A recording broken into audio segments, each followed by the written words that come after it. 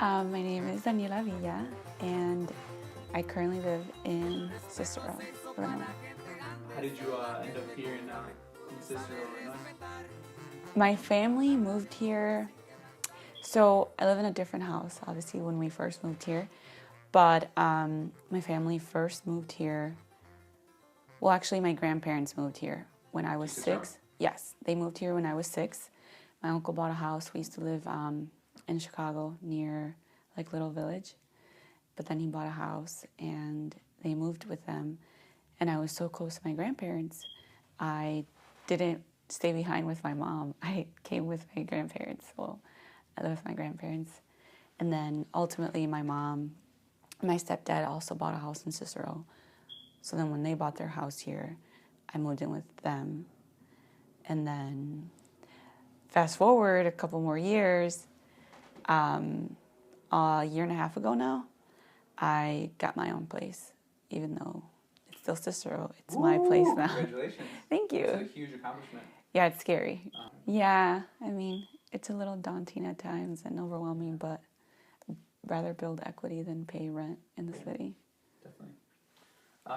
So you grew up with your grandparents a little bit, and then you grew up with obviously your mom moved out, and then you guys were living together. It was just Right. you and your mom, and who else? So my mom became a single mother almost a few months after I was born, I want to say. My mom doesn't really share too much details from that, but so she was a single mom for a couple years, and we lived with my grandparents in Chicago. And then my mom met my stepdad.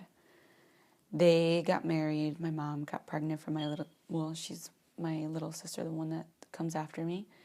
But I grew so accustomed being with my grandparents. I stayed with them. I always just grew up with them. So I was raised by my grandma and grandpa pretty much till I was 12. So you were 12. Mm-hmm. So do you know your dad? I met him when I was 22. Oh yeah. Yeah, for the first time. Wow. First and only time, I should say. Yeah. How was that? Was that pretty intense or? It was so awkward because I knew he was alive and around, but I didn't, I had my grandpa who was very traditional Mexican male. And I just had a lot of positive male figures around me that I didn't miss him. So I didn't know, you can't miss something you never had, right? Yeah. So to me, it was never an issue that I didn't have my dad. But then I can't remember exactly how he got a hold of me, but he did, and we met, and I didn't feel the relationship. I didn't feel it, and I felt bad, but I wasn't going to fake something, so I never followed up with him. He tried, but it just felt so fake and not real to me that I didn't want to pursue anything anymore, so that was the only time. So you were 22 when you first met him. Mm-hmm. That must have been kind of weird, right? Different. How was the reaction with your mom? Was she okay with you kind of seeing him? Oh my gosh, no. Was it the opposite, or? I feel bad. I did it not behind her back, but I just didn't know how to tell her. And then so my mom doesn't share too many details of that because obviously it wasn't a good experience, and other than me, it wasn't a positive result. Yeah. So when she found out, because I finally told her, I think she felt betrayed.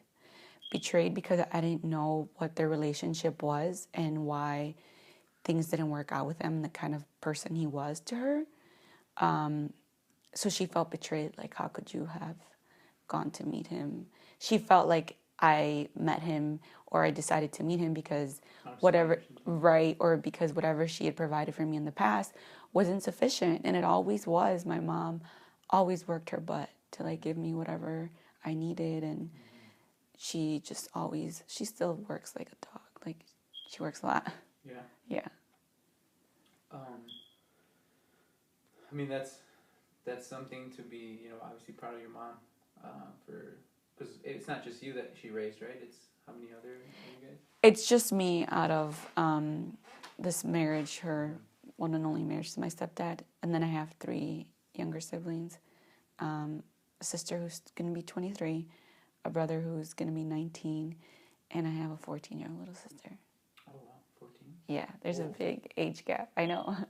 Nice. I definitely would attribute a lot of my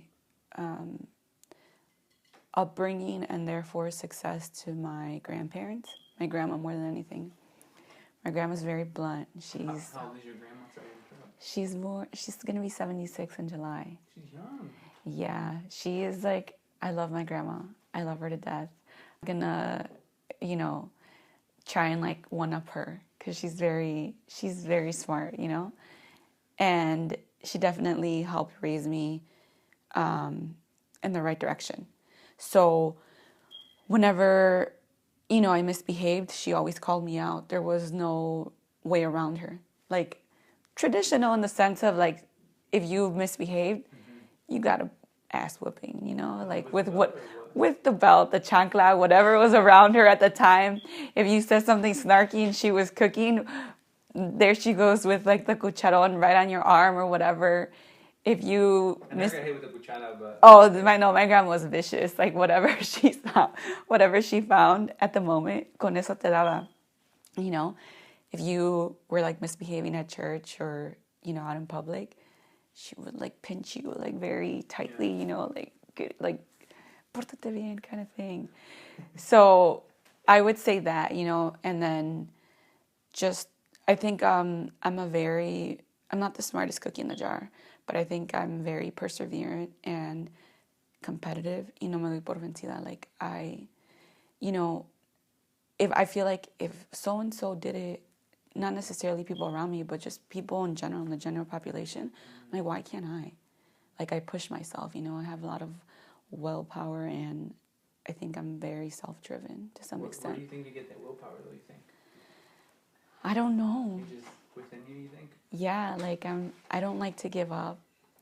I'm competitive with like across the board. Like I don't like to give up. And I may not beat the person next to me, but that's fine, I think one of the things that I've learned growing up is like I'm my own competition. I can use someone else's success as motivation, but at the end of the day, just because they hit the finish line, in 1 minute 30 seconds doesn't mean that my time at 1:40 wasn't remarkable. Just as an example, I think I like to push myself, and sometimes I slip, but then I catch myself. I'm like, oh, what am I doing to get back on track? Her name is Maria. Her full name is Maria de Jesus Hernandez. Oh yeah. Yeah. Nice.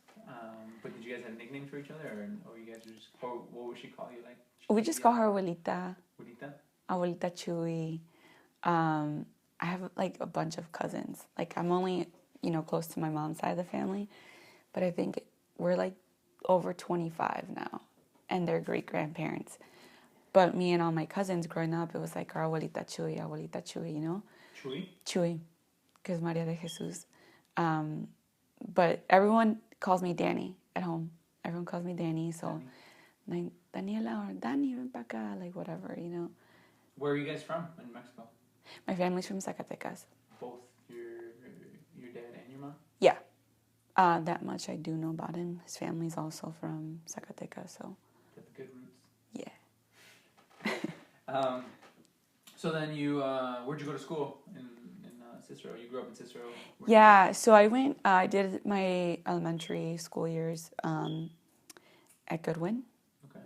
It's like on 26 in Austin. And then I went to Morton East, proud Mustang. And, it's not that bad.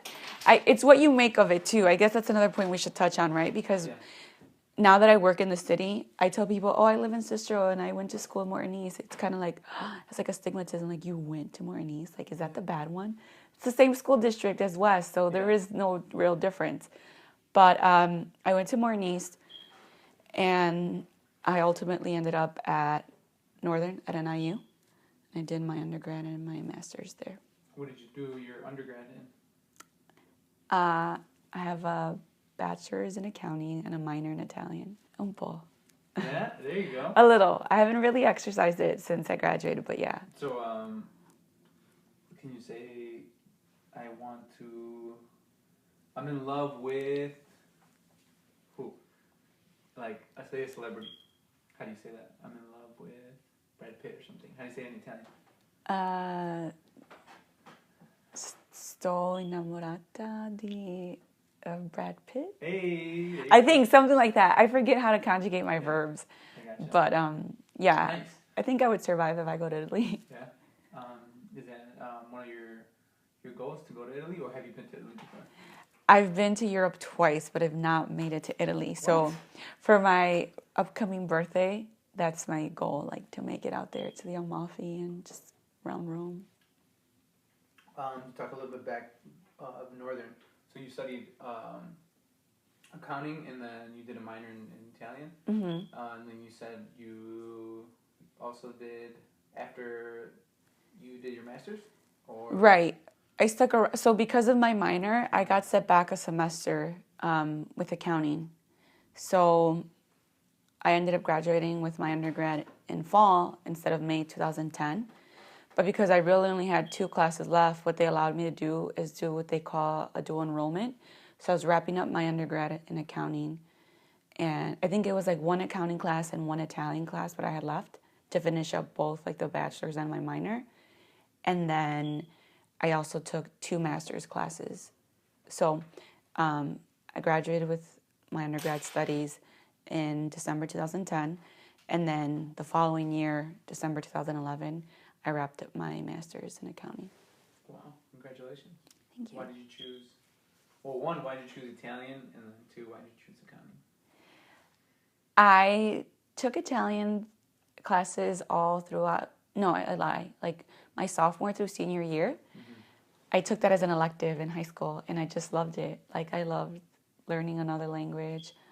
And so when and then I took the AP exam. So I got credit for it, right, because I did really well. And I was like, yeah, I'm just going to go to Northern, and I'm going to do, like, something with the languages. Then I get to Northern, and they're like, oh, Italian is not a language you recognize for AP credit. I think it was only, like, Spanish and German or French or something where they took your AP credit.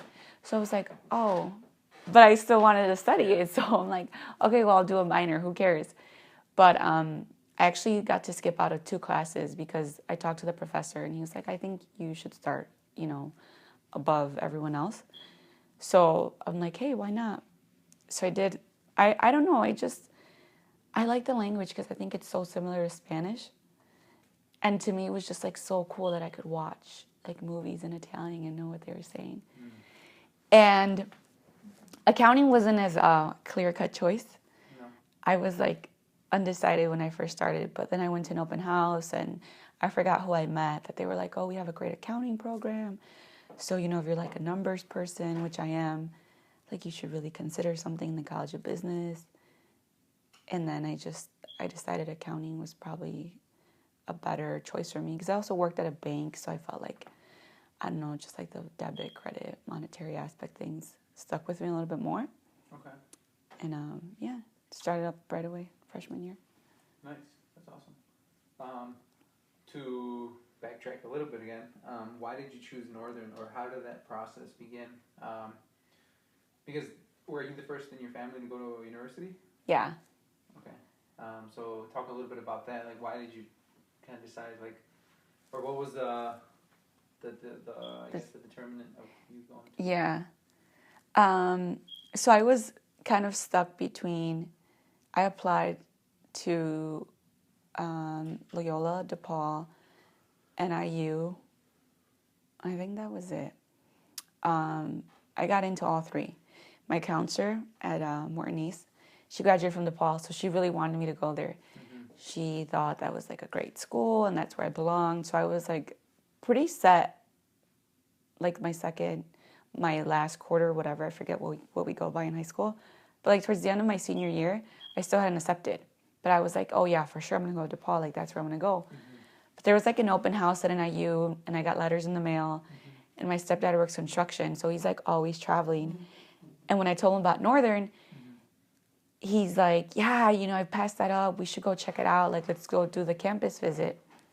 So I did it. I did that like in March, and they liked it. I thought it was a good school, you know, if I was going to do something in business, and it was less expensive. So it was kind of like, all right, I'm going to go away. I'm going to become an independent person.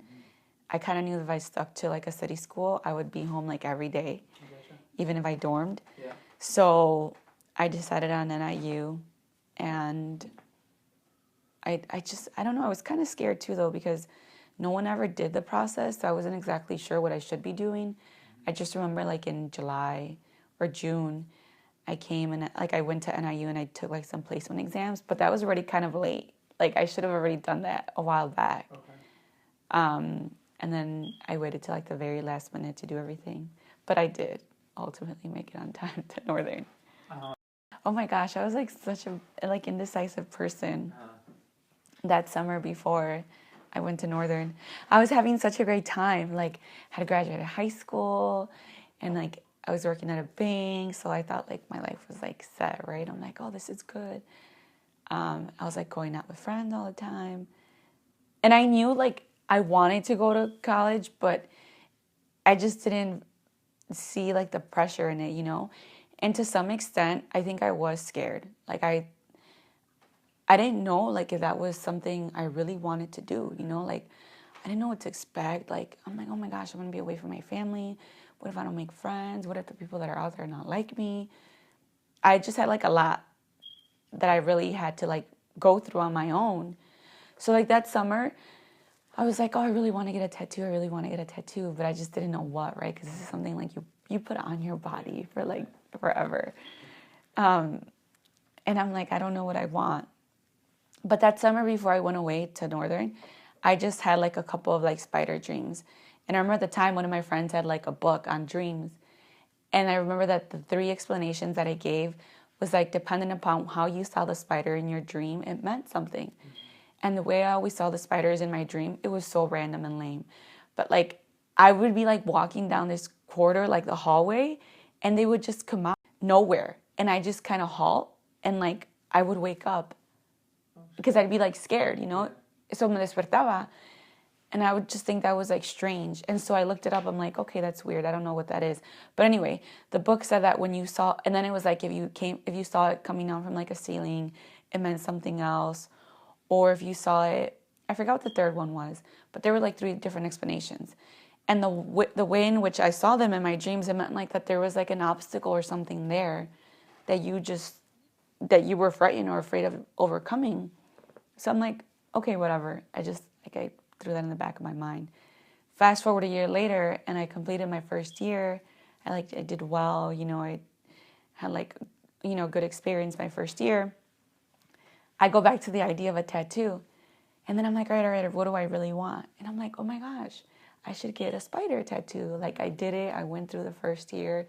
I think I was just afraid of like overcoming this obstacle of going and being the first one to go to college. So that's what I interpreted as. And I ended up getting like a really crazy spider tattoo. Think like, oh, it's a black widow. Like, does that mean, because, you know, black widows kill their mate after it. But I'm like, no, it doesn't mean that. I'm like, it just happened to be a black widow that I liked. I mean, I think my parents would have, just because we don't know any better, right? I hate to use this word, but we're just so ignorant, like our culture. We're very complacent too. And I feel like my parents would have been happy if I would have just probably stayed at that bank and worked my way up and became like a branch manager, or even just went and got my associates, right? My parents would have been happy with that because that's much more than they've achieved. But again, like me, my personal drive and like my willingness to just want more, sometimes that could be a good and a bad thing to want more, because then you never know when to stop, right? But I think just always wanting more, I kept pushing and pushing, and they're so proud of me, like my grandparents too. Like they're just so very proud of who I become, and I'm like, I don't think to me, it's like, it's not that big of a deal. I just went to college and I got a degree and like I have a job, you know? But we just tend to be very complacent, and I think our culture focuses more on like, they're such a good person, you know, who cares that they didn't go to college? Who cares that they didn't pursue, you know, even finish high school and they just went and resorted to getting a GED. That's fine. I mean, I'm not saying college is the only way for people to attain success, Yeah. but for me, that's what worked. And I don't regret it because, one, I think it's always like a safe bet, right? Like, it's always good to show on paper that, you know, you're capable of, you know, going through college, doing the 4-year traditional educational, you know, progression. But there's other people who make it without it. I mean, I worked in Little Village, like, you know, during my summers. Like, I went back to that bank. And then one summer I came back, I got to work in La Villita. And I met so many people that did not have a college degree and just were so successful. Like, they would tell me about, like, oh my gosh, like, I came here like in the 1970s and I started my business from the bottom. And then, dude, so one of our clients was the owner of El Ranchero, you know, like the tostadas and the totopos. Yeah. This man, to this day, I'm like mortified of what I did to him. So, you know, like regular procedure, someone comes up to you, they want to make a withdrawal, you know, you ask for an ID. If it's a large amount, regardless if you have a signature card, which has their picture and signature on there. So this man came up to me, very humble looking man. He just looked like a hardworking man. He's like, oh, I want to draw, you know, it was a payroll check. He's like, I want to cash it. I didn't know him. Like, I was just there for the summer. Yeah. So he signed the back and I asked him for his ID. And he looks at me and he smiles and I'm like, oh my gosh, he's going to tell me something like rude, you know? But he tells me in Spanish, Miss, like, I'm the owner of the account. I'm just paying myself. I was like, oh my gosh, like, his account was obviously like very successful and lucrative. I was like, I'm so sorry. And at that moment, the branch manager's coming over to me. He's like, oh no, like, it's okay. Like, señor, you know, whatever, ¿cómo está? Yes, I was like, oh my gosh. But like, that was embarrassing, but also very like, oh yes, like this man, like literally just in his work clothes, his work boots. I would have never imagined that he was, you know, and then after that, I think it kind of helped me because then he would come to my window and just like politely smile at me like, hey, you know who I am now, right? Like, you messed it up that first time. But you don't need a college degree. Obviously, like that whole area, it's one of the most successful revenue generating, you know, neighborhoods in Chicago, probably in the country, you know, when you piece it down to neighborhoods. And I can guarantee you that not very many of those people even made it past high school, here or in Mexico. It was just their drive, their willingness to succeed, to, you know, create and provide for their families.